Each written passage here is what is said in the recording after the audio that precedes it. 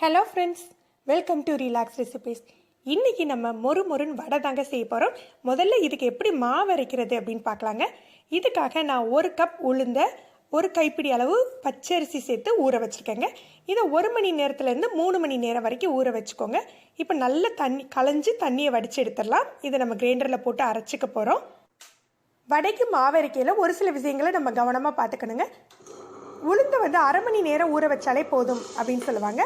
அரை மணி நேரம் ஊற வச்சிங்க அப்படின்னா உங்களுக்கு மாவு கணிசம் இருக்காது. 3 மணி நேரம் ஊற வச்சா உளுந்துலேருந்து உங்களுக்கு 10 வடை கிடைக்குதுன்னா நீங்கள் அரை மணி நேரம் ஊற வச்சுருந்தீங்க அப்படின்னா ஒரு 5-6 வடை தாங்க கிடைக்கும். அதே போல் நம்ம உளுந்தோட பச்சரிசி சேர்த்து அரைச்சிக்கிறோம். ஏன்னா சீக்கிரம் ஊறணும் அப்படிங்கிறதுக்காக பச்சரிசி சேர்த்துக்கிறோம். மாவு நல்லா கட்டியாக அரைப்படணும் அப்படிங்கிறதுக்காக தண்ணி சேர்க்காமல் அரைப்பாங்க. அந்த மாதிரி செய்யாதீங்க. தண்ணி தெளித்து தான் அரைக்கணும். தண்ணி தெளிக்க தான் அந்த மாவு பஞ்சு போல் அரைப்படும். நீங்கள் நிறைய தண்ணியை ஊற்றி அரைக்காதீங்க. ஒரு கைப்பிடி அளவுக்கு தண்ணி தெளித்து அரைங்க. மாவு அரைச்ச பின்னால் அரிசி மாவு சேர்த்து பொரிப்பாங்க. அதாவது மொறுன்னு வரணுங்கிறதுக்காக அரிசி மாவு சேர்ப்பாங்க. ஆனால் அப்படி சேர்த்திங்க அப்படின்னா வடை வெளியில் மொறுப்பாக இருக்கும், உள்ளே ரொம்பவே கட்டியாயிடுங்க.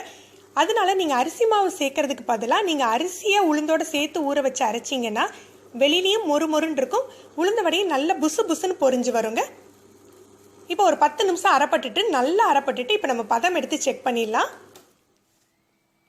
இப்போ தண்ணியை தொட்டுட்டு நீங்கள் மாவு எடுத்து பாருங்கள். மாவு எடுத்து இப்படி உருட்டி பார்த்தீங்க அப்படின்னா நல்ல பஞ்சு போல், அதாவது வெண்ணெய் போல் அரைப்பட்டிருக்கோங்க. உளுந்தோ அரிசியோ எதுவுமே தட்டுப்படாது. இது அப்படியே தண்ணியில் போட்டிங்கன்னா நமக்கு வெண்ணெயை போட்டால் எப்படி மிதக்குமோ அதே மாதிரி மிதந்து வரும். இந்த அளவுக்கு அரைப்பட்டிருந்தா தாங்க உங்களுக்கு உளுந்த வடை நல்ல மொறுப்பாக புசுன்னு கிடைக்கும். இப்போ இதை நம்ம பாக்ஸில் எடுத்து வச்சிடலாம். நீங்கள் ஒரு ஏர்டைட் பாக்ஸில் போட்டு ஃப்ரிட்ஜில் வச்சு 1 வீக் கூட யூஸ் பண்ணலாங்க. உப்பு சேர்க்காமல் வச்சுருந்தீங்க அப்படின்னா கெட்டு போகாது. எப்போ நீங்கள் சுட போகிறீங்களோ அப்போ மொத்த பொருட்களை சேர்த்துடலாம். நல்ல பொடியாக கட் பண்ண வெங்காயத்தை கையால் உதுத்து விட்டு சேர்த்துக்கோங்க. அப்புறம் பச்சை மிளகாய், மல்லி, கருவேப்பிலையை முழுசாக போடுறதுக்கு பல 2 நீங்கள் கிள்ளி போட்டிங்கன்னா நல்ல வாசமாக இருக்கும். உப்பு பொரிக்கிறதுக்கு முன்னால் தாங்க உப்பு சேர்க்கணும். இல்லது உப்பும் வெங்காயமும் சேர்த்து கொஞ்சம் நீர்த்து போயிடும். அதனால் வடை மாவு நெகிழ்ந்துடும். எப்போ பொரிக்க போகிறீங்களோ அப்போ நீங்கள் உப்பு சேர்த்து நல்லா கலந்து விட்டு பொரிச்சிடலாம். சொல்லப்போனால் நம்ம எண்ணெயை காய வச்சுட்டு கூட இதெல்லாம் செஞ்சுக்கலாம். உங்களுக்கு பதம் கரெக்டாக இருக்கும்.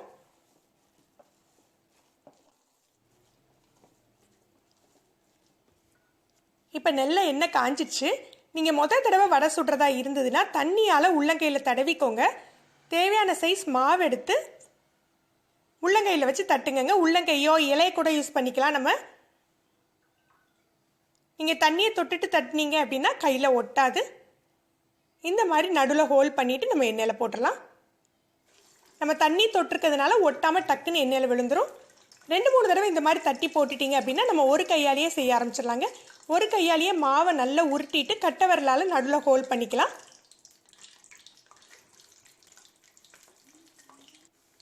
ஒரு பக்கம் நல்லா வெந்தாக்கில் இன்னொரு பக்கம் திருப்பி விடலாம். நல்ல பொன் முறுவலாக பொரிஞ்ச பிறகு நம்ம எடுக்கணுங்க.